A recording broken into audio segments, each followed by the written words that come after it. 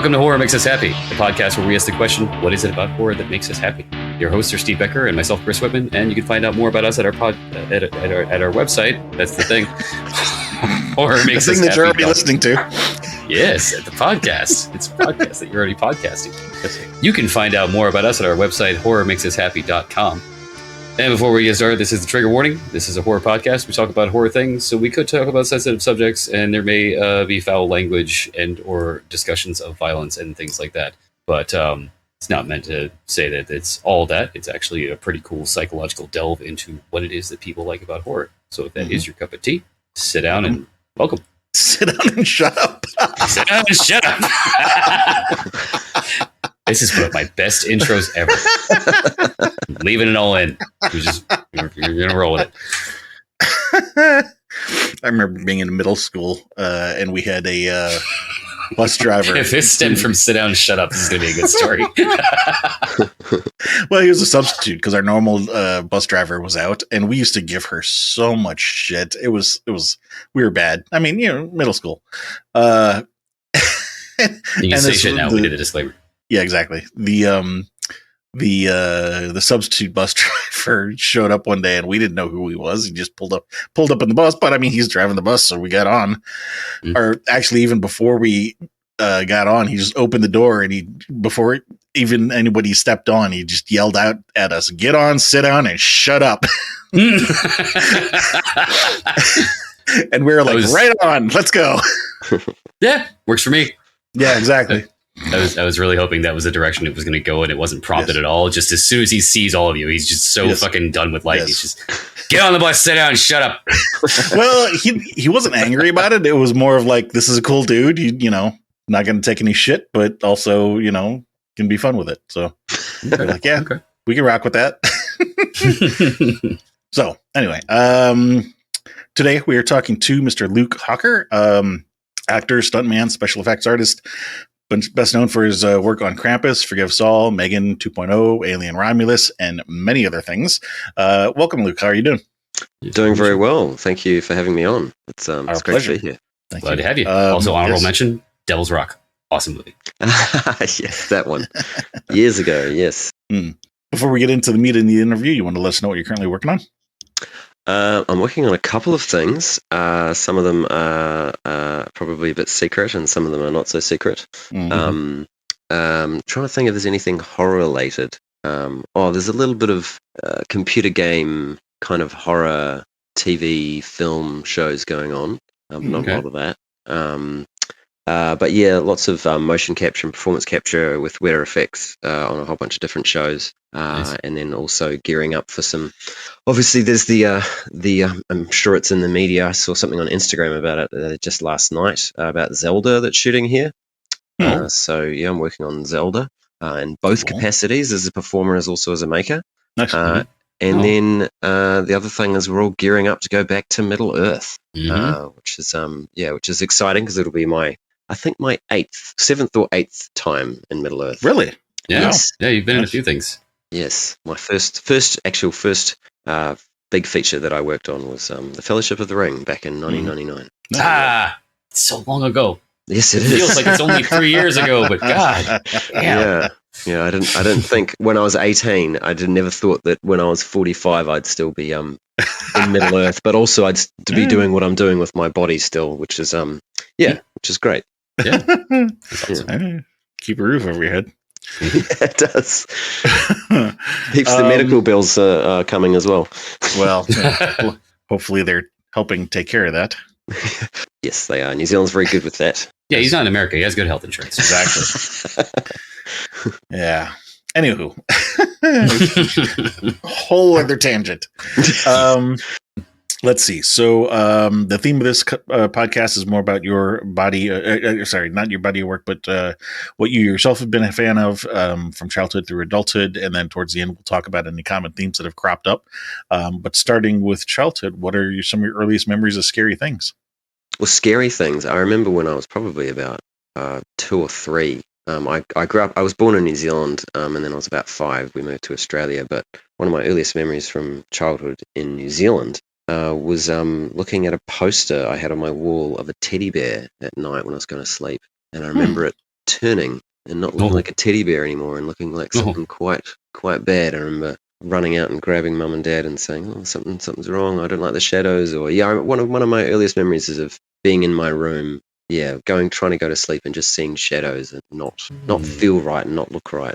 You know what? There's something there, because we had another guest who had a similar situation with a stuffed animal on a shelf, and I think there was just some kind of shift in the weight where it kind of slumped over or it moved on its own. But kind of makes me think, like, these things that are supposed to inspire comfort and joy with a child and stuffed animals, when in different lighting, when you're in a dark setting, they can totally inspire the opposite. It can be very pretty. Yeah, I think it's that whole thing of I mean, don't want to get too deep into it yet, but I think it's that whole thing of faces. We're constantly judging things as humans to go, is this good or is this bad? And I think our judgment of faces and seeing eyes and stuff, and I think it's a duplicity pattern recognition. Yes. Yeah. And your duplicity of, is this good or is this bad? And just constantly being aware, I guess, kept us alive for, a few thousand years to that cat that looks like a nice cute cat is actually not a cute cat, it's a big tiger, so you better run. Right. Yes. Yeah. But yeah, that's one of my earliest memories, especially with fear. That does sound creepy. The teddy bear. Did it, like, you mean it turned as in like it changed shape, or it turned as in like it turned its head and looked at you? No, I mean, I just remember looking at it going, oh, it's a nice teddy bear, and then going, oh, actually, it's not nice. Oh my God, it's really big. Oh my God, is it going to try and kill me? Yeah. Have you ever seen the film Akira? Oh my God, yes.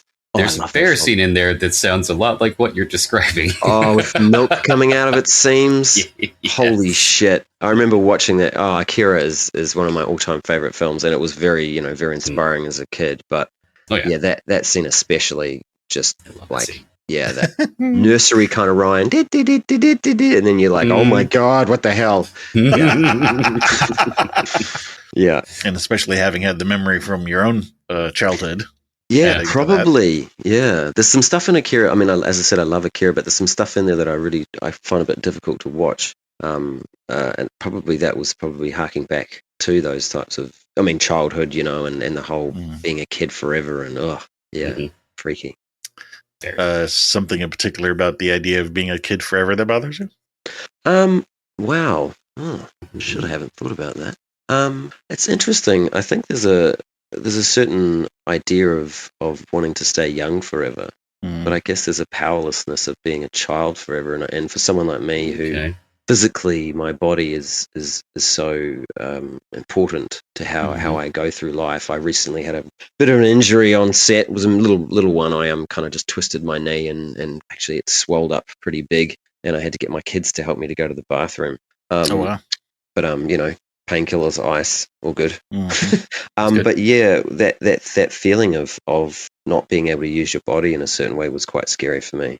And I guess, now being, because when I was a kid, I was a tiny little weedy little kid, and I was quite worried about pain and stuff like that. And so I think I was quite powerless as a child. I got bullied a lot at school. So I think that probably does scare me, being at least not physically as able as I am now. Yeah. Quite worrying. I can kind of relate a little bit from the other end. I'm about to turn 51 and I've got early onset arthritis, and I'm already having difficulties with range of motion type stuff that is not pleasant. Anywho, let's see. Teddy bear, Akira, anything else jump out to you from childhood? Well, my first movie I ever saw was Ghostbusters.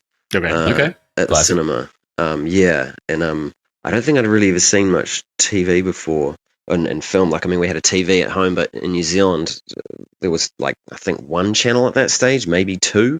And so there was not much stuff on TV. And I remember going to the cinema and seeing it, and I still remember it vividly, the first scene with the ghost in the library with the librarian. And when they go, let's get her, and it turns into that horrible thing. I apparently just screamed in the audience for like 5 or 10 minutes. They had to take I wouldn't be surprised if you were not the only one. That was terrifying. Yeah. But yeah, that's another early childhood memory, especially if pre 8 or 9. But yeah, and I still remember. I think it was probably until I was about 12 or 13. I could actually watch that film without kind of turning away at that point. But I mean, if you're talking about films that, like, I have a brother who's quite a lot, well, two brothers, one who's 2.5 years older, and another who's 5 years older. And my older brother Ben is the reason why I'm at all into specifically special effects. Mm-hmm. He's he's 5 years older, and he was right into all the special effects. So he's born in '75, so Star Wars and that, but also Predator and Alien and all those things, which are my staples and my love. But he also introduced me to some pretty fearful horror films when I was quite young. I remember Freddy Krueger. I saw when I was 7, Nightmare on Elm Street. And I basically was told, hey, Luke, we're not supposed to watch this movie because you're too young. So don't tell mum and dad. Right? We're going to watch it anyway. We're going to watch it anyway. And then I remember there was a certain point. Still remember you're having like nightmares later, and you can't tell your parents why. Well, the story doesn't end that I guess nefarious. I remember there was this picture. There was a woman, a girl walking down the high school, and she's in a cadaver bag, and then a centipede crawls out of her mouth, and that was it. I just started screaming. Didn't stop. Parents came in going, what are you guys watching? And then I was thrown into bed, told, no, it's too late. You got to go to bed. You can't watch this. And then I remember lying there in bed going, if I go to sleep, Freddy Krueger's going to kill me. So I had no, I didn't get the ending to see him, being taken down, even though he never really does get taken down. But I remember lying in bed just going, I can't sleep. And that stuck with me.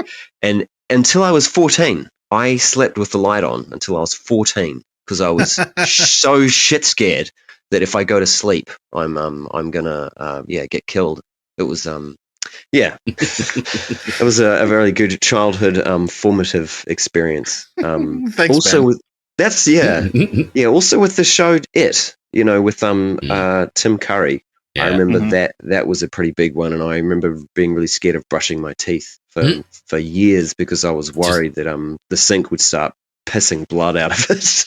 Right, brushing your teeth, washing your hands, just standing over any sink in after the watching shower. Yeah, so horror has definitely shaped a large portion of my childhood. So some of our guests have reported that there was a dividing line where prior to the dividing line, horror scared them, and then after the dividing line, it was enjoyable to them. It sounds like there are definitely some moments here that did scare you. Was there a dividing line where once you hit this mark, it was like, okay, now it's enjoyable, or is it still scary to you kind of thing? Well, it's actually, I think it all comes down to genre to me, and it comes down to the antagonist. So if it's something like a zombie, that's I'm not worried about that.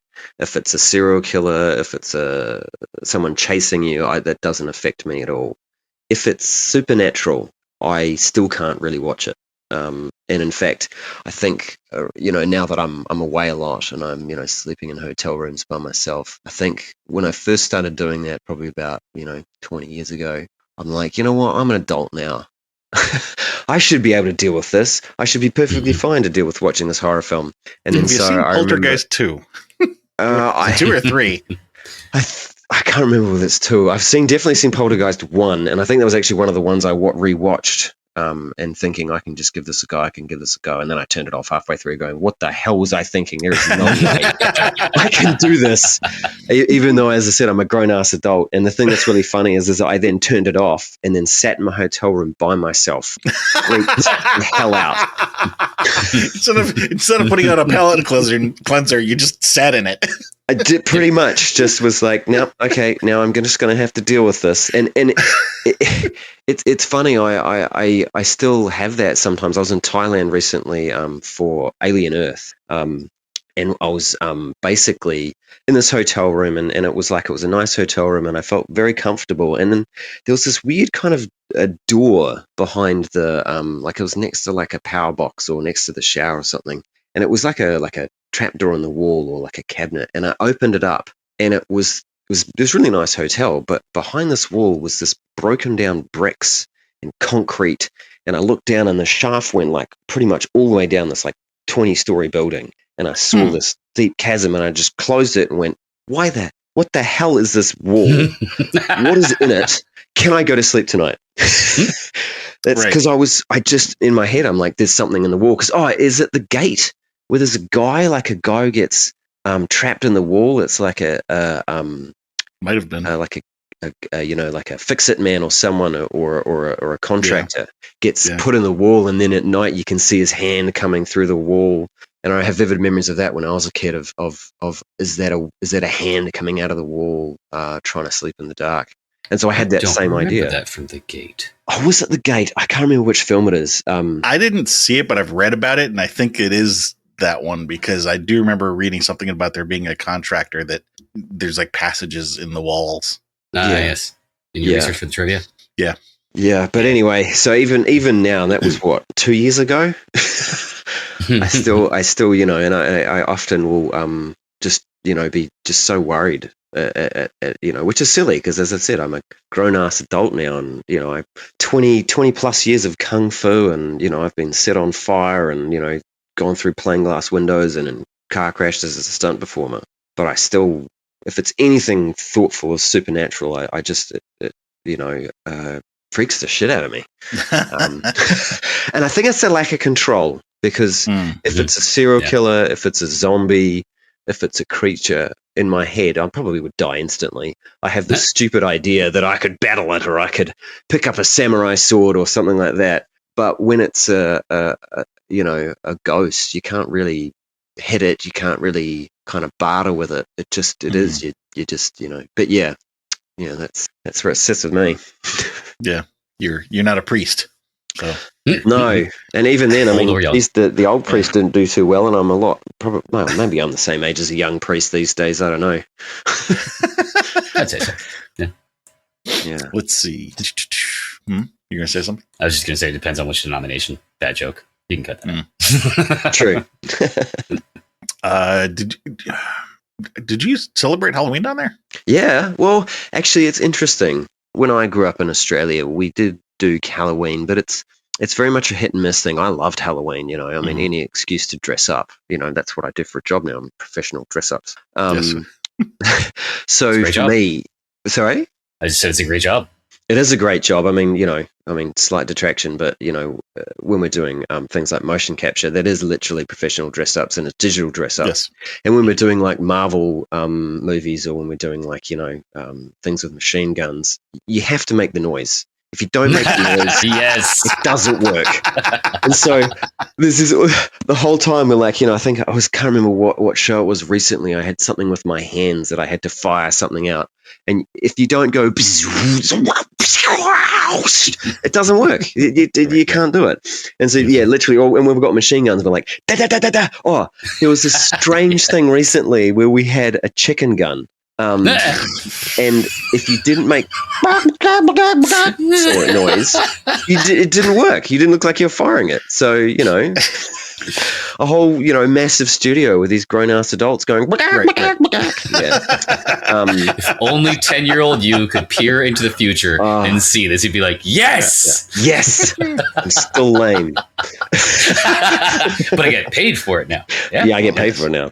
Anyway, Halloween. So yes, any excuse to dress up. And I was always the guinea pig at my house. My brother, as I said, 5 years older than me, he was all into special effects and stuff. And I mean, one time I remember my mum had to come home and scrub the house paint off my face because my brother got the wrong bottle instead of it being makeup.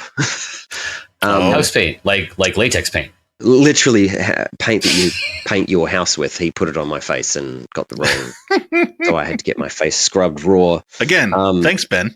Thanks, Ben. Yes, thanks, Ben. Oh, you guys, yeah. He's I mean, he, as I said, I love Ben dearly. He's the whole reason I have the career that I have. But I don't have too many scars from him to show it, but a couple. Well, that's good. On the Halloween. Oh, on the outside. The scars are on the outside. All the ones that are on the inside are much more deep, as we just spoke about. With horror films. But the Halloween, we definitely had Halloween as a kid. and I, any excuse to go around, and we did trick or treating, but there's a weird kind of misconstrued, specifically in New Zealand and also in Australia, that trick or treat means that you knock on the door, you say trick or treat, and the person who answers gets to choose. Do I get a trick or a treat? And so usually they might say treat and they just give you a treat. Or if you say trick, you have to do a trick. Yes. As the person knocking on the door, and they say, what's your trick? And so I would always just do like a backflip or something because I was doing gymnastics. Oh, nice. There you go.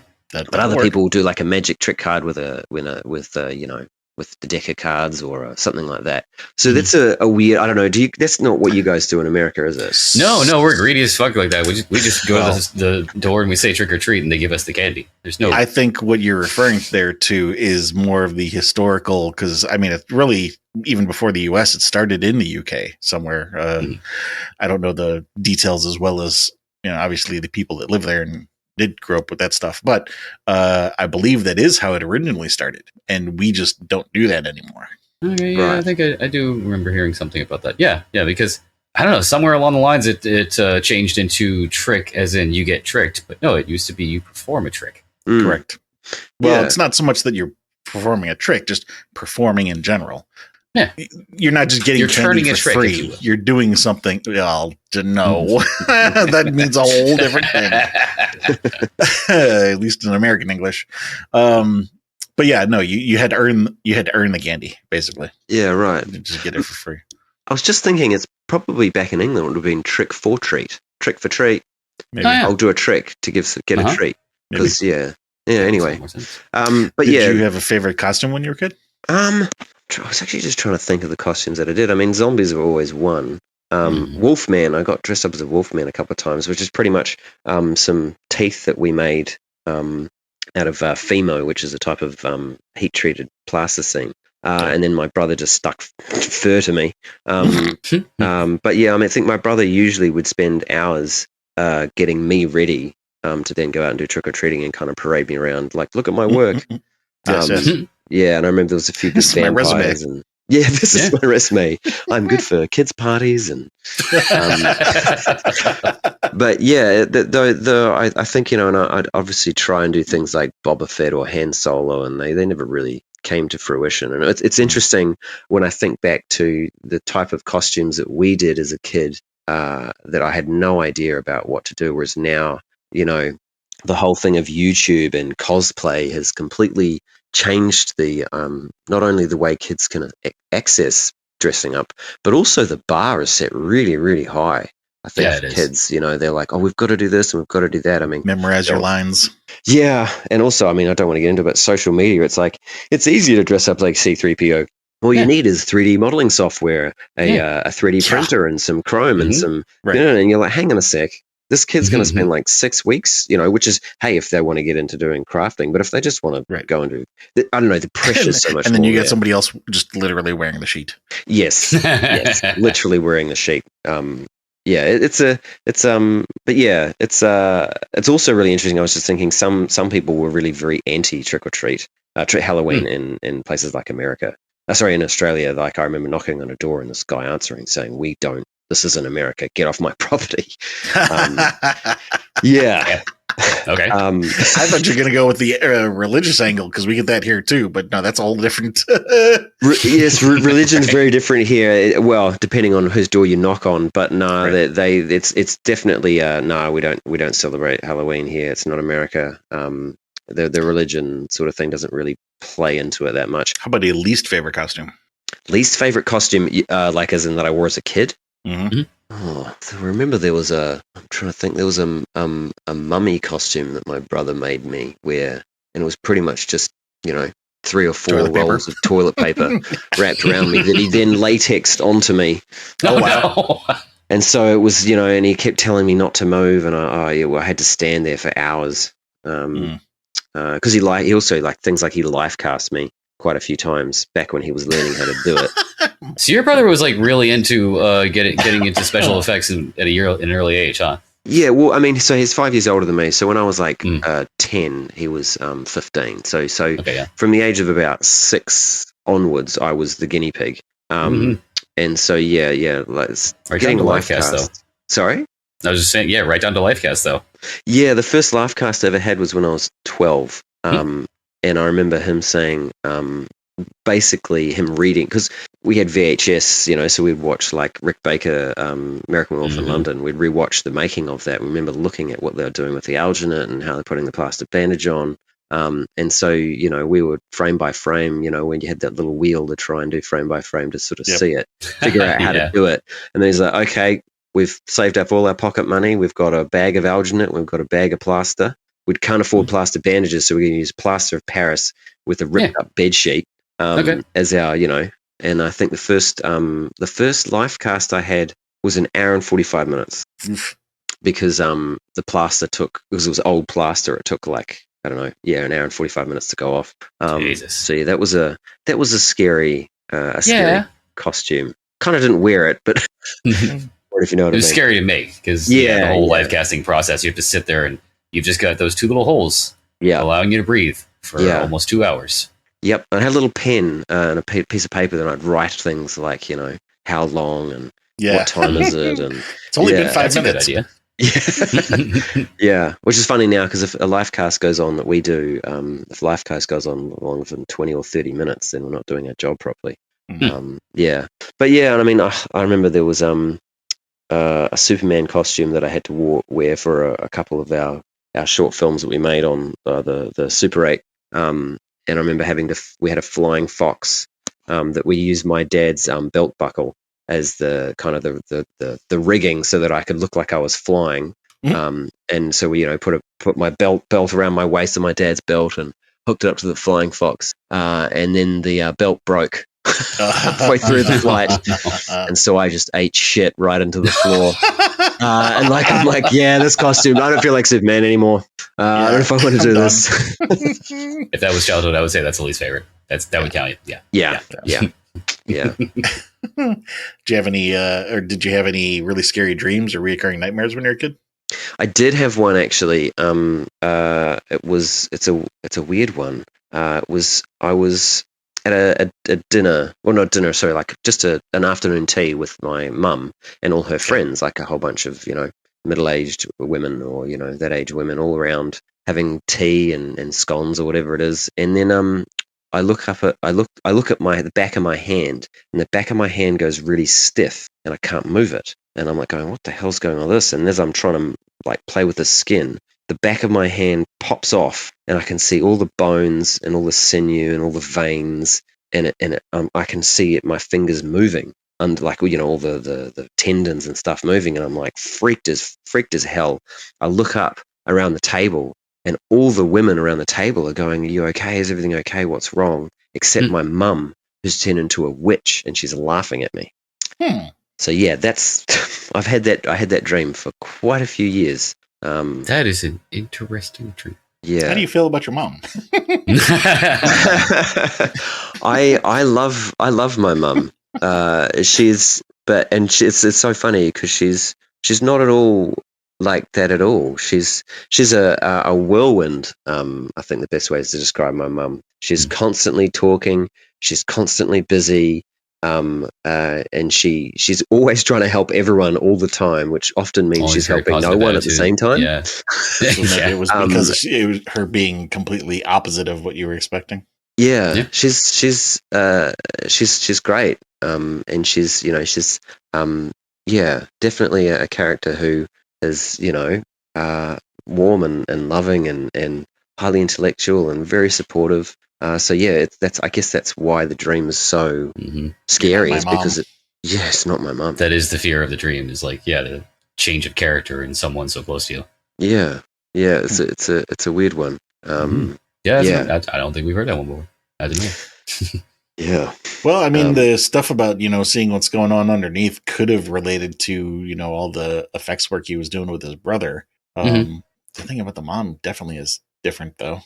Yeah, which is, it's because, I think it's interesting because I don't think of my mum at all. Like Sorry to laugh, but it just occurred to me. I wonder if there was some event where, like, you're talking about being in that body cast for like an hour or something like that. I wonder if there was some event where Like you're sitting there being worked on by your brother and freaking out, and your mom's just like, "Oh, it's fine."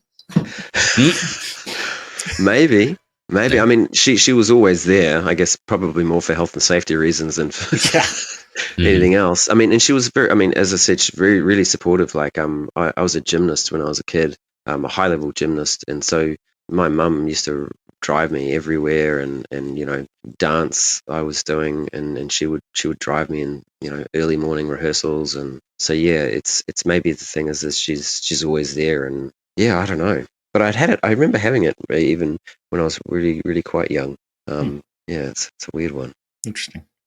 Was there ever a time in your childhood when you were terrified of something in real life? Going to school.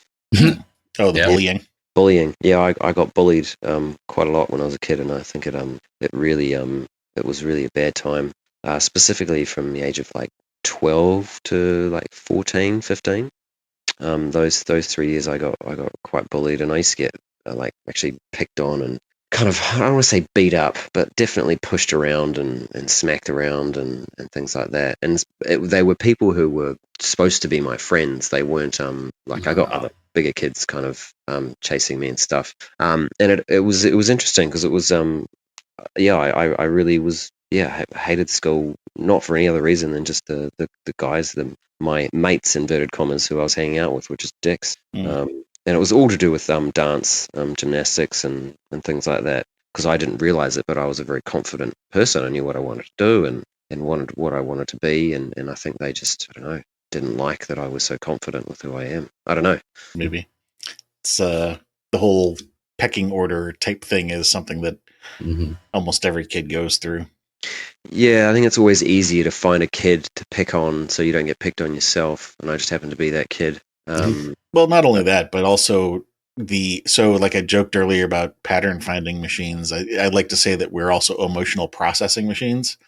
And so part of our dreams, but also just part of our childhood development is learning how to process the emotions of dealing with different situations that we find ourselves in. And obviously different experiences like being bullied put us in these situations where we have to, figure it out. And some of us do a better job of it than others. Some of us have better teachers than others. It's a whole other conversation, but all I'm saying is it's par for the course. I think it's something that everybody deals with in one way or another. Yeah, definitely. And I mean, I think, if people have asked me before, would I have done it differently? And I don't think so, because it's a whole thing of, like a phoenix, what teaches you, the bad things that happen in your life teach you, to be stronger and move on and be better. And so now I just don't take that shit.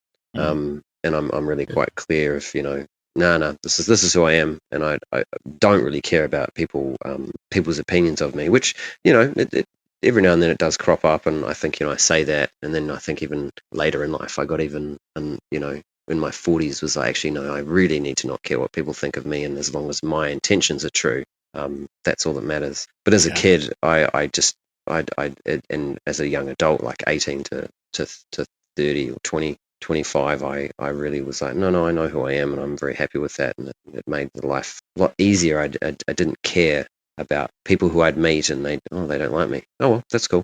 Versus if I hadn't have gone through that, because I'm a people pleaser, I probably would have continued on and ended up in a steaming mess.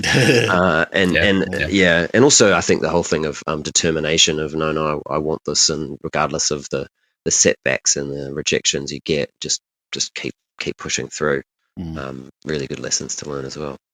So flipping that last question around, was there ever a time in your childhood when you felt exceptionally calm or safe or at bliss? Ooh, I mean, definitely hanging out with my family. We had a very close-knit family, and I mean, my brothers were, brothers, but there was a, love and respect, and it was a very warm and loving environment that I grew up in. So that was one place. The other place, I'm going to say on stage, on being as an actor or as a performer, as a dancer. As I said, I was a gymnast, very high level gymnast in Australia when I was younger, like national champion and stuff like that. But of my age group. But I started to feel a bit awkward with the way I was performing and just with my my gymnastics journey and started doing dance, and then moved into theatre, into acting. And there were certain points on stage where I just felt, whether it be dance or whether it be acting, I just was completely free and home, and I felt like the audience, I don't want to say the audience is in the palm of my hand, more that the audience just had me, and I had them, and was, really, really comforting, warm space, and I felt free to express myself either through written script, through even improvised dance, or even improvised comedy. It was that's where I felt safest. Very cool. Yeah. Moving into teen years, in particular, books or movies or stories jump out to you from teen years? The films that really that were formative to me, obviously, was the tropes of my generation. It sounds like our generation. Star Wars, Terminator, Predator, The Thing, all those films. But one that really, really stuck with me as far as film go was Alien, the first Alien. I saw Aliens first and really loved it and thought it was great. Mm-hmm. But then when I saw Alien, I just was transfixed. Mostly to do with the drama. I mean, and the ambience of the film, and just the setting. Mm-hmm. It just took me to a whole nother place, deep space, but isolation, and just the way that the people and the characters in that film just crumbled under the pressure in different ways, and rose to the challenges, and just obviously the design of the creature. I remember looking at it going, because the ones in the in James Cameron's, they're amazing, and they're action packed and great design, but the alien in Aliens is so, I hate to use the word again, alien. It's so unlike anything I'd ever seen, and I just all of those things combined. I mean, I still watch it, I say, once every 6 months. It's just such a beautiful film that really just changed the way I thought about acting and science fiction and creatures, and it changed. And I still, being able to recently create a facehugger, both facehuggers for Alien Romulus and for Alien Earth, but then also specifically I did some design work on the large alien for Alien Earth, but then specifically also made the smaller alien that happens in the end of they call it Wendy's pet Xeno. The one that's okay, outside and runs around. I got to do a whole bunch of design and sculpting and stuff on that. So that was pretty cool. And also, I performed, being 5'9". I'm never going to be able to perform a xenomorph, but performing a xenomorph in Alien Romulus was pretty amazing. But going back, the Alien, that film really just changed the way I thought about creatures and things like that. And a book that really changed me was Interview with a Vampire. I saw the film, and then I started reading the book, and I read all of the books, the Anne Rice vampire books, and really, really loved them, enjoyed them. And I think it was the thing I really enjoyed was the concept of the human body being a vessel for a soul. Because I'm not religious. I was, brought up Christian, but then my brothers and I kind of just stepped away from that when we were about, in our teens. But I remember thinking that, that the idea of a soul being somehow in a body, and then gender didn't matter, and age didn't matter, and sexual persuasions didn't matter, the way Anne Rice wrote it. Yeah, it was a very informative book. Interesting. I didn't know her writing style was like that. I mean, it might be my own projection when I was a teenager into it, but that's how I read it. Is that the gender, sexuality, very, very much not concrete once you're a vampire, because all you care about is blood. Right. Plus, you're like 400 years old if you're old enough, so you've seen some shit. Yeah, man. Let's see. Going back to Alien and Aliens for a minute. I agree with what you say about, it being such a different thing that it really was a lot more effective than any of the other, sci-fi things I had seen before. And I'm sure that we're not the only people that feel that way. But also interesting that you were picking up on, in the original Alien, the what's the word I'm looking for? The the dynamic with the crew, basically. That it wasn't just about what was going on with the alien. I think and it's interesting because my brother and I, Ben, often talk when we were growing up, talking about our, films, and it's interesting. He he loves Terminator 2 more than Terminator 1, and he loves Aliens more than Alien. Maybe he's just a fanboy for James Cameron. Nah, just kidding. He's going to hear this. Who, Jim or my brother? Either or. Maybe both. I'm sure Jim would not waste his time listening to a podcast with Luke fucking Harker. Sorry if you're listening, Jim. No apology to Ben, though. No. He definitely wouldn't waste his time. No, it's interesting because he very much, I've always loved Terminator 1 more than Terminator 2, and I always loved Alien more than Aliens. And I think I still love them, but like Terminator 2 and Aliens are still amazing films. But there's something personally for me that I really resonate with them, and I think with Terminator 1, it's to do with Sarah Connor's just utter disbelief in what the hell's going on, and Reese's journey. He's such a brilliantly he's a stupid hero, blindly following hero, and doing it for love. Like, I crossed time for you, Sarah. It's like, what the hell did you think was going to happen, you moron? You're a soldier. Did you really think this was going to work out? But with Alien, sure. I just it's the way that those, as I said, the characters and the dynamic, and there's that great moment once Dallas dies in the spoiler alert, dies in the vent, that then suddenly that everyone feels so isolated. You've got, Ash being weird Ash. You've got Parker just wanting to murder everyone. And then Ripley's trying to become a captain and she can't because Lambert's just lost her shit. It's just the way that it all just crumbles and turns to crap. And you feel like a crew of 7 suddenly becomes a crew of 1 or 2, And I just remember it's a film that affected me personally whilst watching it. And I haven't had that.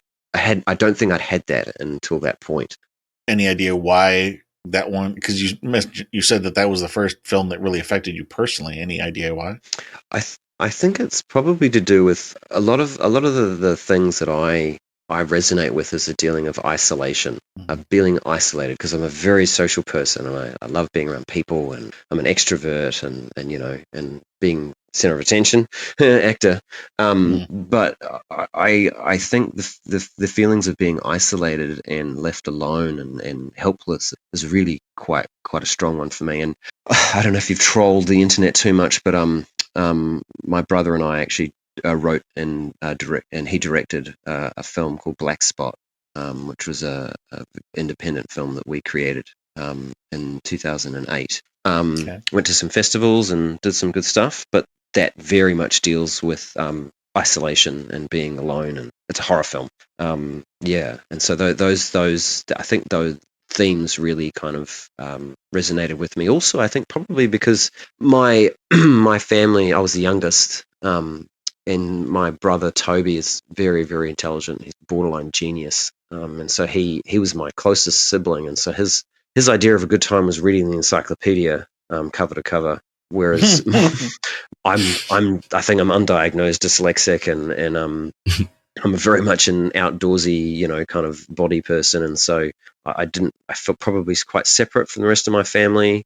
Definitely in age, and my family all loved to read, and I didn't like reading, and so I think probably some of that stuff kind of comes into it, where I always felt a little bit alone in my family, or kind of the black sheep potentially. Get my face ripped off in that one. I think that's probably why it resonated with me, I think. Okay. Just quickly to come to Kyle's defense on Terminator 1, him being clueless. I mean, if you think about it, he was the first human to go back in time. Would you expect him to have any idea what the fuck he was doing? I mean, he would have somewhat plan. No.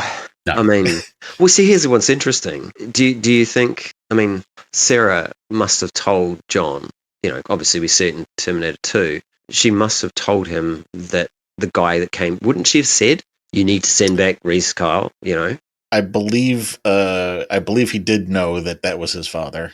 Right. Is that explained in later films, or is it? I think it is explained in later films. I don't think it was in the first one. It'd be cool.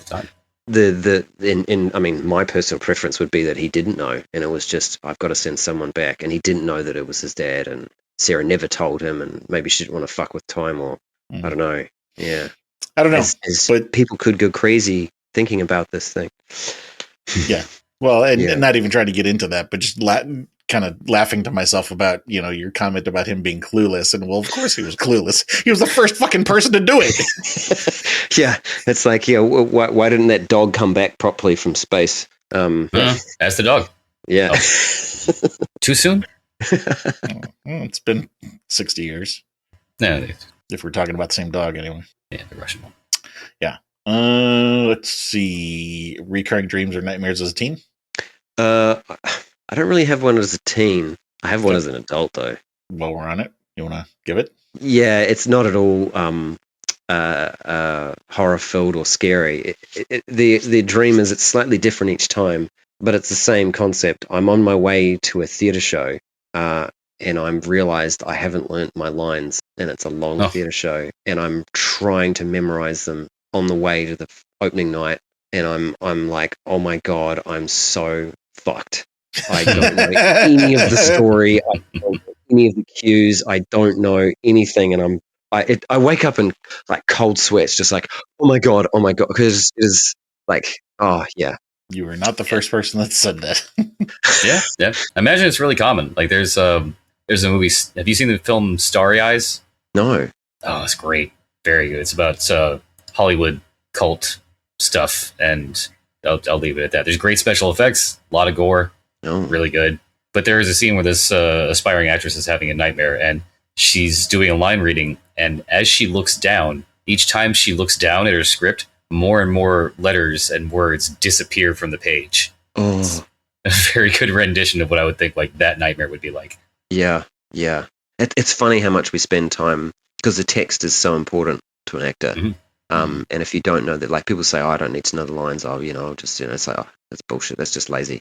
You need to know the text. And you need to know it back to front. But yeah, there's nothing worse than I've turned up to an audition before and I'll do a scene and they'll go, okay, cool. So we'll just do the other scene. I'm like, the other scene? Did you not get that email? And you're like, what? Oh my God. No. Oh my God. Can I have 15?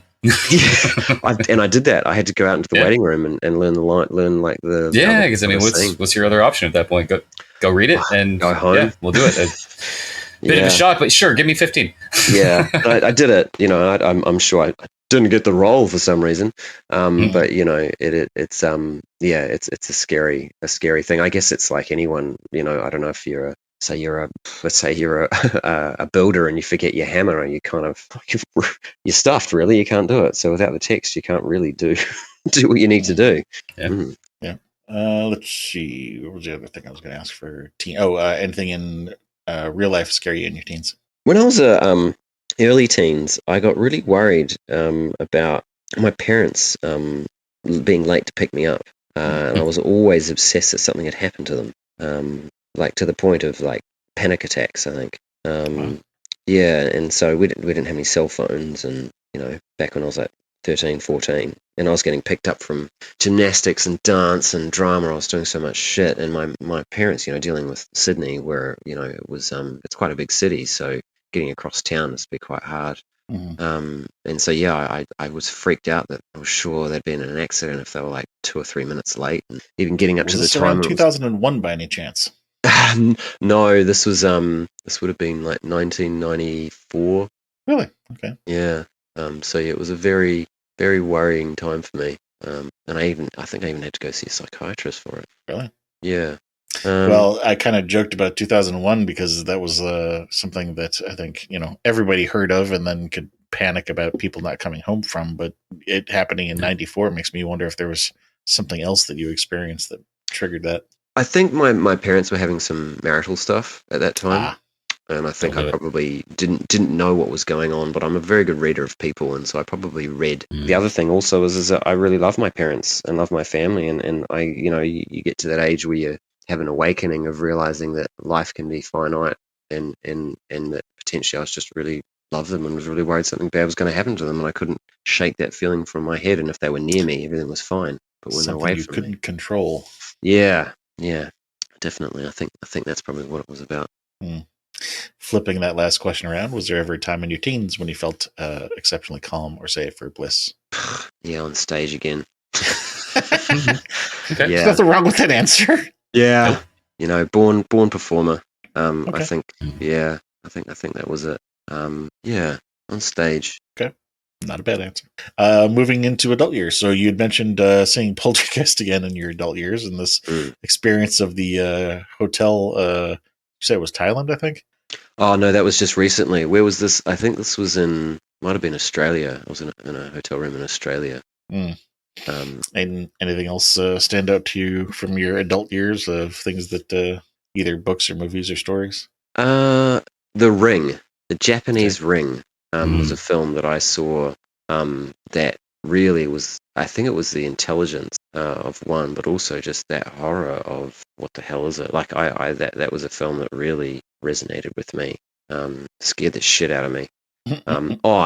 And while my brother's on the subject, so he'd seen it before, and so he'd seen the Japanese Ring, and he's like, "Hey, you guys have got to watch this movie." And so we watched it on DVD. Watched the film, and it was like we were flatting together at the stage, and it was like working on what year did that come out? Was it 2003? I can't remember. Somewhere around there. Somewhere around there. Anyway, so we're watching the film. And then on the DVD extras, it says, "Oh, do you want to watch Sadako's video? The video, of her." Let's watch that one. Why not? Okay, sure. And we're like, "Shall we?" It's on a DVD, so it's okay. It's not like on an actual VHS. Not on a VHS, so it's fine. Anyway, so we press play, and in my head, I think I was dating my wife at this stage, so I was a little bit okay. I was thinking, yeah, she'll be here. She'll stay the night. It'll be fine. I'll watch this anyway. So we watched the video, and I'm like, shit. I'm watching it, going, this is kind of weird. And then I shit you not, it stops. The phone rings. Phone starts ringing. Do not answer. The whole flat looked around like, what the fuck? Oh my god! What the hell? We're freaking out. And then I look at my brother, and he's got his mobile phone in his fucking hand. Still. And I was like, "You son of a bitch!"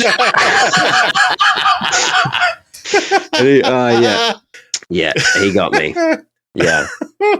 Is this your older brother or younger brother? This is my older brother, man. Okay, yeah. That explains it. Older brother level, skill level 100. I commend this man. Yeah, we were pretty. It was great. Got to commend him. It was very good, but scared the living crap out of us. But yeah, the Ring was a film that was that really. Oh, and The Sixth Sense. Okay. Dear Christ, I have. Sitting in that film, I wanted to leave at certain points. I remember the scene with the kid. I think it was with the mother in the kitchen. The ghost saying to him, "Look what you made me do! Look what you made me do!" and screaming at him. I was like, I got to get out of here. I can't deal with this. This is so scary. But then, such a great film, and so the ending was worth it. But I mean, even again as an adult, I was, worried to go to the bathroom in the middle of the night. Grown ass adult, which is why I love my wife so much, is because sometimes I have scary dreams and I'll have to roll over and give her a cuddle. Not so much anymore, but at least when I was in my 30s, and my late 20s, I had those. But yeah, teddy bear. Yeah, she was my teddy bear. But yeah, security blanket. Yeah. Well, it's funny now, and if there's any noise in the house, it's like, who are you going to send? The 5'4" woman or the 5'9" stunt martial arts expert? Who are you going to send it to? It's not going to be like, hey, can you go do it, honey? No, I'm the one to go and look, as it should be. Well, you can pull a Scooby-Doo and split up, or that. Then you end up hurting each other. Kids come out and both their parents are knocked out. Knock each other out. Exactly. You thought each other was somebody else. Yeah. Oh yeah, that. All right. So, anything scare you in real life as an adult? It's interesting. Now that I am all grown up, and not scared of the boogeyman. Just kidding. Up until the age of 24, 25, I was really worried. My biggest fear was myself dying. And then once my wife and I got engaged and got married, my biggest fear was her dying. And now, kids, as a parent, the biggest fear in my life is my anything happening to my kids. And Right. my dad said it to me quite once my daughter was born, was my first, and I spoke to him about, you know, how amazing it was, and that thing clicks in your brain and everything changes. And he just looked at me and says, "You'd do anything for her, wouldn't you? Just die in an instant." Like, yeah, I would. And so that it's so funny how that journey changes you. And so yeah, now my biggest fear is anything happening to my kids or my wife. I'm number 4 on the worried list now. Yeah. Which is really funny. Yeah. My friend who's actually a screenwriter, he wrote Black Sheep and Under the Mountain, Matt Granger. He said to me, once you've had kids, you go from being the protagonist in your life to being an extra. Yeah, that is one way to look at it. I prefer. I don't know if you're familiar with. There's a band called Queens of the Stone Age. Oh yes. I can't remember the exact line, so I'll probably fuck this up. But the line is something like, "I want something beautiful to live for, to make it easy to die," or something like that. Something along those lines of, you know, having purpose to live for, basically. Yeah, definitely. I think without kids, my life would be empty. I don't know what I'd be doing. I'd be chasing. I mean, and that's no offense to anyone who doesn't want kids or doesn't have kids. The biggest thing is because they are so precious and so important to nourish and look after. That it's the same thing with gay marriage. If you don't want one, don't have one. It's the same thing with kids. If you don't want them, don't have them, because it's a very, very you know, one of the most important things to do is to bring another human into this world. But for me personally, without them, I'm not, you know, not trying to sound too egocentric. I've achieved a lot in my life and I'm very happy with where I am, but my kids are the most important thing to me in my entire life. And, you know, that's my greatest achievement, is creating wonderful human beings. Until they have kids, in which case then becomes grandkids. Yeah. And they'll make more wonderful human beings. Yes. Yep. So flipping that last question around, well, actually, we just maybe answered 2 questions here, because the next question was going to be, has there been a time in your adult life when you felt exceptionally calm or safe or bliss, and maybe time spent with the kids? When they were about between the ages of 4 and 6, you know, up until 7 or 8, there was a time where it was just, we'd go on adventures in the bush and just play make believe and just, pretend like there were trolls that we were running from, and it was best time of my life. And I really miss it, actually. My wife and I say that we wish that there was a time we could just get those kids back for just an hour. You know, those 6 and 8. So here's what you do.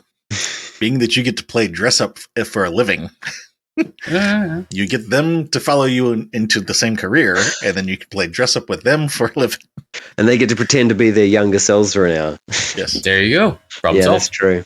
Yeah, I have tried to put my my daughter's not at all interested in acting or stunts or anything, and my son, who's very, very good at football and basketball, I've like, would you maybe want to try doing some stunts? And so I tried to get him to do some doubling work for kids, and he gave it a go, and he did some really good auditions, but he's not interested. He doesn't want to do stunts. He wants to play football. He wants to play basketball. So I'm like, all good, man. Yeah. At least you tried. You gave it a go. Yeah, I tried. I mean, they play dress-ups for fun, but definitely not for a career. Right. Why would you want to do that? That's a stupid career move. Yeah. Who the hell would do that? That's dumb. Yeah, there's some people who can't, not can't, but like there's, for some people, actually, come to think of it, case in point, looking at you, Chris, people who don't like doing the thing that they love for a career. Like there's a mental block there that I don't want to do this for my job because I don't want to enjoy it anymore. But then there are other people who don't have that and are able to do that. So, I mean, if you're able to do that, kudos to you. But, you know, like you said, your kids may not have that same mindset. Yeah. And I guess it's, everyone's got to have their own journey and follow where they're going. I mean, you know, my wife and I joke to them to say, become a doctor or a lawyer, so that you've got guaranteed good work. But hey, with AI, all that shit's changing. But I think the thing really is you've just got to follow what it is you want to do, and you'll find your way in life. And whether or not your passion and your hobbies become your career is very. I mean, for me, all of my hobbies in all my career, all my hobbies and my passions have become my career. But that doesn't mean that there were certain times where I wasn't. You know, working in retail, waiting on tables. You know, it's about what and hopefully if you're lucky enough, your hobby becomes your career, as you said, if you want it to, though, because there are some people who their hobby shouldn't become their career, because it's interesting when you become a commercial artist, and that's how I look at myself, whether I'm a commercial artist or a commercial performer. The work is no longer yours. It's the person who gave you the money to do it. And so there's a certain level of removal of your own. You can have put your own sway on it, and you can obviously, the people who are hiring you want your own kind of personal interpretation, but you can't own it. It's not yours. And I see that even with the idea of being an actor, to me when I was younger, was like, well, I get to express myself and get to be who I want to be. And it's like, well, no, you're saying someone else's lines the way someone else wants you to say it, in costumes that have been decided for you. It's a collaborative process. The whole thing of acting, performing, it's all collaborative. And so I think, that's potentially why some people might struggle, is like, but I want to, and they do. And I often help younger people by saying, you have to let that go. You've got to do what's best for the work, or what the director or the art director or whoever's the stunt coordinator is telling you to do. Unless you make your own stuff, but unless you make your own stuff. And then, I don't want to get too crazy there. When I've made my own stuff, people say, oh, the characters make their own decision. It's like, well, actually the story and the settings and you might want it to do this, but actually the story has to do this, or the character has to do that. Right. But that's probably a bit more airy-fairy. But decisions have to be made to meet the beats within the time limit type of thing.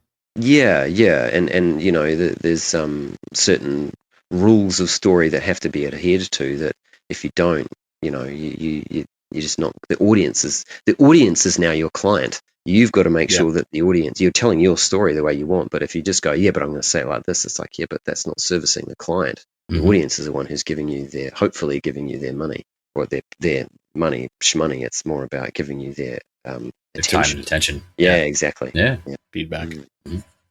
So these two questions again, starting with the negative so we can end on the positive. Do you remember the last person you hurt? The last person I hurt? I smacked the shit out of some people the other week doing stunts. That counts. Yeah. The last person, I presume you're being emotionally. The last emotionally or physically. I mean, you cop out with that one. That's it. Nah, physically, I do that most weeks. Right. In my industry, I often don't realize that I've hurt someone until afterwards. They'll come and say to me, "Hey, what you said to them was really quite hurtful." I had an exchange actually with a technician, an artist, sorry, a year or so back, where they were really upset with something I'd said, and I was like, I didn't mean it like that at all, and miscommunication. Well, it was a very difficult project that we were working on, and a lot of pressure, and I'd said something, and then they took me aside and said, that really hurt me when you said that, and I said, well, I didn't mean it like that. I was just questioning why you were doing something because it didn't make sense, and they said, well, and I think then I was aware, they said, well, when you come in and say something, it means different to other people, and I'm like, oh shit, and you forget knowing your audience. Yeah, and the same way if Richard Taylor came in and said something like that, I'd be like, man, why did he say that? And I completely understand why this person felt that way.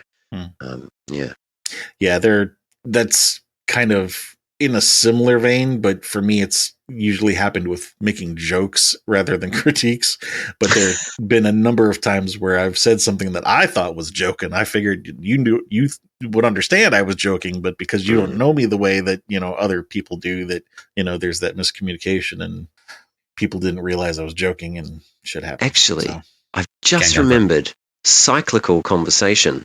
Just this Halloween, we had Halloween at work at Weta, and we turn up at Halloween, and no one's dressed up in our office. In our office, and it's not an office; it's a bloody workshop. No one's in our department. I work in the 3D department now, and no one's dressed up. And this young lady who's just joined us, she walks in and she's dressed up. She's got some clown makeup on, and she's mid-20s, and she's dressed up, and no one else is dressed up. And in my head, I went, "Oh man, I should have dressed up." I felt so bad that this young lady's the only one who's dressed up, and no one else had. Anyway, and then I said something about dressing up, or I can't remember what it was. And I was like, "Oh, I hope this young lady didn't think I was saying dressing up was lame." So here, me being really smart, decided to write on the Teams chat, dressing up is lame, especially who would do it for a living, ... Anyway, she's new, right? So she that went over doesn't know me that well. Anyway, another colleague comes to me and says, "Hey, what did you mean by that message you wrote on the team?" It was self-deprecating. I was fixing it. Self-deprecating. I was fixing the fact that, so and so thought that I might be having a go by at making them. it worse. By making it worse. Yeah. And I went, oh shit, does she? Oh, damn it. So I had to go and apologize to her and say, hey, I'm really sorry. That message in the chat was actually I'm a fool. Totally pointed at me. I literally... The intentions were entirely the opposite direction. And she was perfectly fine about it. And then so I spent 15 minutes finding all of the Halloween dress-up costumes that I've worn over the last 30 years and sending them, plaguing the whole Teams chat with, look, I do dress up, and, saying to her, look, I forgot the whole thing that people, I call it professional dress-ups, but other people don't, may not have realized that. So yes, that was the last time I hurt someone. I felt very stupid. Been there, done that. Yep. So flipping that around, what was the last time you helped someone? Help someone. I talk a lot to people about wanting to get into creature performance, actually. Okay. And so I often will have people come and meet with me and chat to me. And there was a young man recently who works.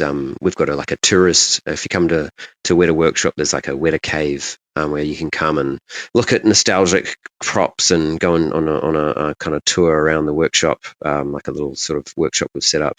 And there's a couple of tour guides who are really keen on doing creature performance, and they want to know what to do. And I just chat to them and talk to them basically about what they should do. And the main one is acting, stunts, and get fit as hell.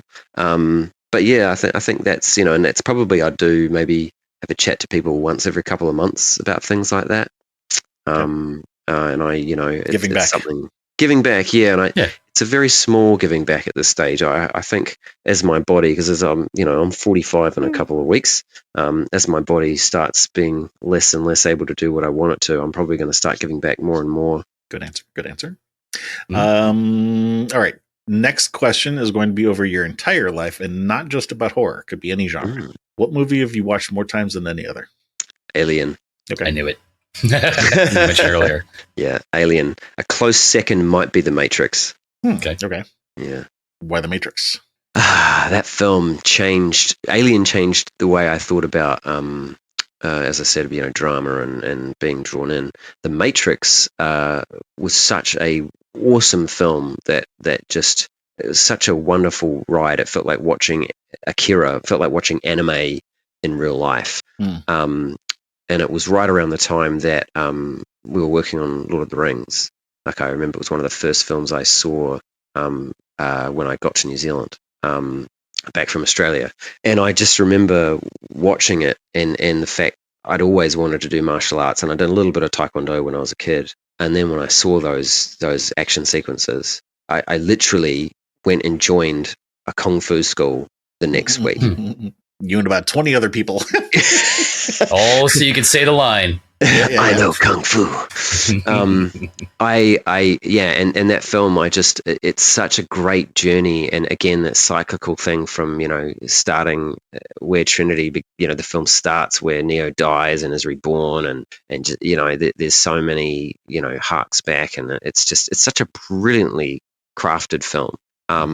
And also my brother had worked on it, so I was kind of excited to see that as well. Cool. Yeah. Him and Warren Beaton, who also work at Weta, Warren did the goo and the pods when they wake up. And my brother worked on the tube, what's it called? The plugs that are in their the skins. jack.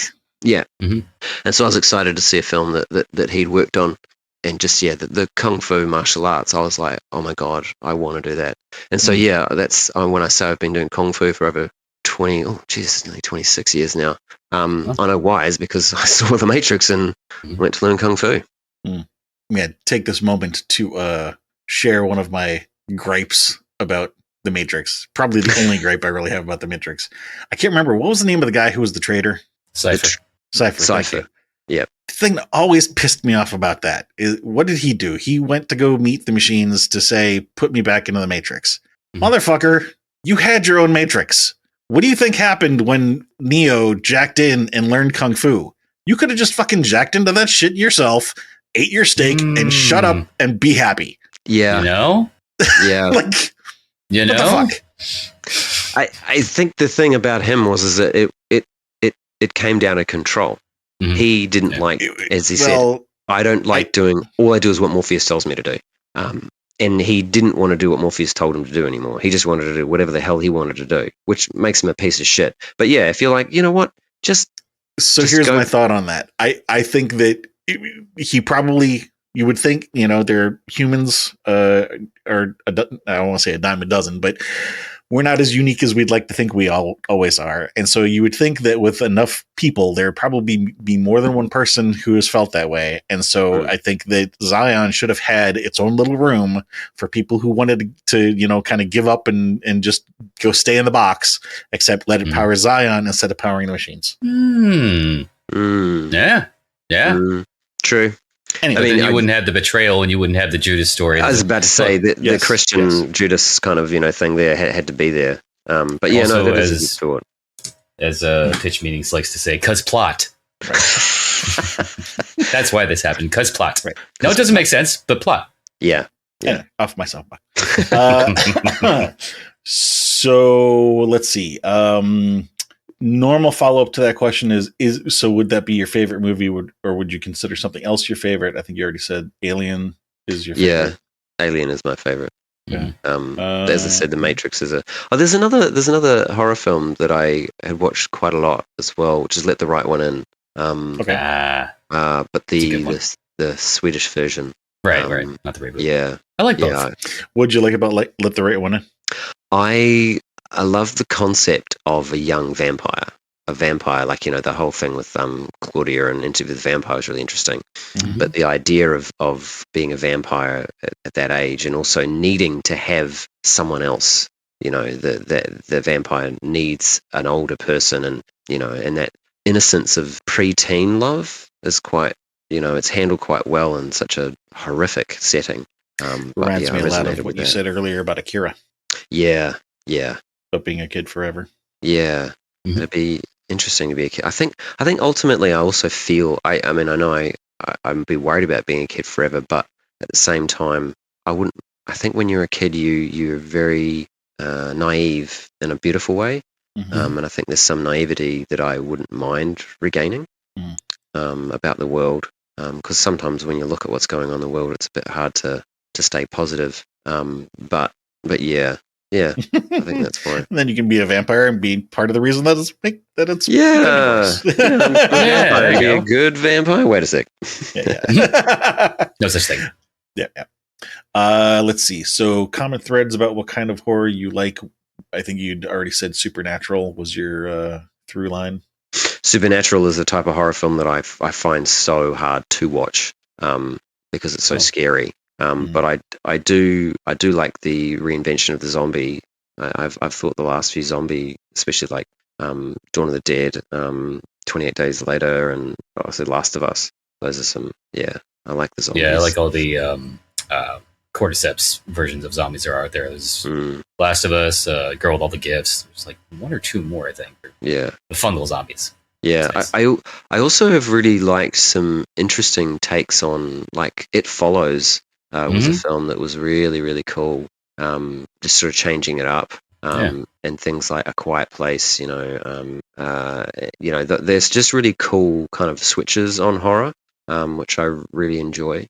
This would be the spot where we talk about common themes that have come up multiple times on the call, and then maybe spend a little bit of time talking about how that intersects with the horror genre. For you, really, it's like two, I'd like to use the phrase, like a major and a minor. If you were in a college, degree, the major one being personal connections with family, friends, audience, yourself. That's come up a number of different places, and then the minor being control or lack thereof. Does come up a lot in the call too. I did want to ask. You've mentioned the word cyclical multiple times in this call, but we haven't talked about that. What's up with that? Yeah, I don't know. There's something that I like about. It's like a bookend. There's certain films that have a bookend to them that really I feel. I don't know. I really love when a filmmaker crafts it that way. Mm-hmm. Because you kind of there's that whole realization of, oh wow, that was that. Thinking of like 12 Monkeys is one. Oh yeah, forgot Uh, about that. even Memento, you think about that, it's like, oh, it all comes back. And here's another good one. Have you seen Predestination with Ethan Hawke? yes, holy yeah, that's crap. a cyclical movie right there. Yeah. Those films where they're able to kind of, and also, what's that film that a Primer? I still haven't sat down and watched Primer because, God, I know I've heard it's one of the film. best time travel movies ever. Yes. It's very, very low budget indie, but the plot itself is just so smart. Yeah, that's what I hear. The one with the hitman? No, it's college kids trying to make up, basically trying to do time travel, and they're doing an experiment. What's the one with the hitman? Looper. That's Predestination, I think. Is it Predestination? No, Looper. I think you guys are thinking about Looper. Yes, Looper. Oh, Looper. Yes, that's right. Yeah, Looper's good. Looper was interesting. It was a bit more in the Back to the Future kind of rule setting, where you could just carve something into someone's arm and then they'd get the scar, even though. Anyway. See, this is why time travel movies are complicated, because yes, there's problems. Yeah. And it's funny how some people really struggle with time travel movies, and like you have to pause it and explain it to them. Like, no, they went here and they did this, and then this is happening, and they're like, but when was that? I'm like, in the past. But now we're in the future. Oh my God! Just watch stuff. It's like Darth Helmet from fucking Spaceballs. Yes. What is now? Yeah. Just look. I'll explain it to you. Here, watch the DVD I was talking about it, and you understand. Good. So, if we go back to talking about personal connections and lack of control, I guess the first question there is, do you think those are an accurate summary of like the main things that you get out of the horror genre, or is there something else that you think is even more important to you that we've missed? I think the horror genre is probably a lack of control. Is probably the big thing for me that I definitely emotionally resonates. I mean, and there's a whole. I mean, I like horror also in just a visceral sense of being like, it's action and sort of, that type of thing. But yeah, for emotionally how it affects me is, I think it is lack of control. What was the second part you said? It lack of control and personal connections, family, friends, audience, definitely, yeah. Those are the things I think resonate most with me with horror. Definitely. I think we may have already kind of touched on why that might be, but so as not to put words in your mouth, is there anything that you want to say as to why you think those are the most important things to you? Well, I mean, control, everyone wants control. And I think I've learnt in my later years to deal with, being in control. And really, I struggled with not being able to control the way people thought of me. And now I've really hearkened to if I can't control it, then it's a waste of energy. So there's no point even thinking about it. And it's really helped me. Yeah, it's like the Serenity Prayer, Yeah, just and exactly. And it's something that in my 40s I really sit into. It's like, well, I can't control that. And I try to. What's the energy trying to? Yeah, exactly. I try to explain it to people by, is it going to rain tomorrow? Oh, I don't know. Was stressing about it going to change it? So don't stress about it. And I mean, the other thing is that my family is the most important thing to me in my world. So the idea of anything happening to them is horrific. Yeah. So here's the real question then of why horror? Because couldn't you explore these topics in other genres? And in your case, and this is different for every guest that we have, but in your case, for example, dealing with personal connections and control or lack thereof, those are topics that could be discussed in other genres. So is there a particular reason you think that horror really stands out to you for those, or do you explore them in other genres too? I mean, I explore them in other genres too. I mean, as I said, I'm a thespian, a theatre person, so drama for me is really important. I think the thing about horror is because it's such an extreme. You can watch a drama. It's a brilliant drama, but I would say it's emotionally much more taxing to watch a drama that would have the same level of kind of those stakes being that high. And I think that horror is a great way of just elevating it really fast. It's like a performance enhancing drug for emotional kind of concepts. And so I think it's kind of heightening it. I feel the same way about creatures. You look at a creature and you're like, oh, this creature it's just a guy in a suit or whatever. And I'm like, yeah, but if you imagine you saw that thing, it heightens those emotions and heightens those things. And so that's why I think horror does it so well. It also has a wonderful way of being definitely a bit of a pretense. Everyone knows that there's no such things as werewolves, or hopefully, and vampires and ghosts and zombies and stuff. And I think that's why it's so good, and it's much more accessible to people, is because it's like a roller coaster.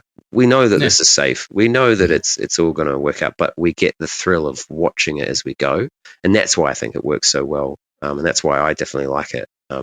It's because, you can feel those feelings without having to get truly emotionally invested in a drama, which I do watch often. But sometimes you don't want that shit. You just want to go, I just want to see people, running and fighting and getting their comeuppance and stuff like that. Yeah. I like what you said about the performance enhancing drug. That is a way of putting it I have not heard before. I agree. Or has more adrenaline. Yeah. I agree with what you say about, it being more accessible, essentially because, these monsters don't exist. That's something that I've brought up in the past too, that, if you've got like a sci-fi or horror movie that touches on, for example, child abuse, it's a difficult topic, but at the end of the movie, you walk out and you kind of shudder and walk on. But that is a totally different experience from going into a realistic, family drama about child abuse. It's totally different animal. And some people wouldn't want to do the latter of the two because it cuts too close to the bone, whereas they might tolerate the first. Yeah, I really like that perspective, and I think for in New Zealand filmmaking, it's a bit. I don't want to get political. It's a bit disheartening because so much of New Zealand domestically financed and created films, they're beautiful films, but they're very, very much drama based, and they often deal with things like abuse, mistreatment, and poor conditions. And we have everyone has their problems in every country, and there's some very important things that need to be talked about with racial divides and demographics and stuff like that. But at a certain point, I think those things don't need to be done. We do them in New Zealand domestically, especially with domestic films, to the point where I feel New Zealand audiences just can't stomach them because we know that we've got these problems, and yes, we need to deal with them. But highlighting them consistently in an arts grant sense means that a lot of filmmakers who potentially would become the next Peter Jacksons or the next Neil Blomkamps don't get to do it because the thing that the taxpayer is paying for, because we don't really have a studio system at all in New Zealand, the taxpayer pays for most of our domestic films, means we don't get to have those genre films which deal with those situations. You look at District 9, that's apartheid, clearly an apartheid allegory. And so we don't get to, I just feel like if we had more of that type of developmental stuff, and it just means that New Zealand audiences get turned off, because who wants to go and watch a whole bunch of films about themselves being assholes and being shit, or looking at it's like, whereas something like Black Sheep, man, that film was fun and silly and dumb. And everyone had a good time. And I'm not saying all films should be like that, but I just think that New Zealand has such a great, when we do genre stuff, specifically comedy. I mean, you look at What We Do in the Shadows. I don't know if you've seen the actual film What We Do in the Shadows that Taika did. Have you guys seen that film? Chris? Yeah. Yeah. The film that started the TV series. It's so brilliant, and I think that we. And it's a horror film, but it's a horror comedy.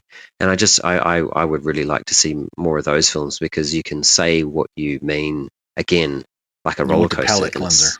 Yeah, and I think going to a film and making everyone feel like the world sucks and everything's shit, I just can't do it for too long. And I don't think that audiences can do it. And so that's why the escapism of science fiction, fantasy, horror, it's such a wonderful journey, and it's fun. I I completely understand. For me, I can relate it to music. There are certain musical genres where I could listen to the same particular genre all night, and then there are other genres where it's like, okay, I can do 2 or 3 songs, but I need to break it up. Yeah, yeah. And I mean, I often think, do I want to watch a sci-fi? Do I want to watch an action film? Do I want to watch a horror?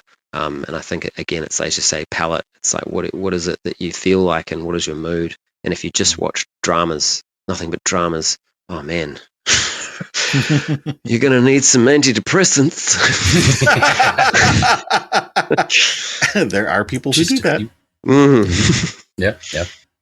Cool. Well, I think we got a pretty good summary of what it is that you get out of horror and what you like about it. Really, the last question here is just, is there anything else that you think is relevant that you didn't get to say? Maybe you thought of something earlier in the call and then the conversation took a left turn. I mean, one thing that I do also want to say is that I love, the crafting of both performances, of creatures and monsters and ghouls and stuff like that, because that whole side of it, I really, really enjoy. And the whole thing of being able to play an evil character is so wonderful and cathartic, because I like to think I'm not an evil person. And so playing them, is really wonderful.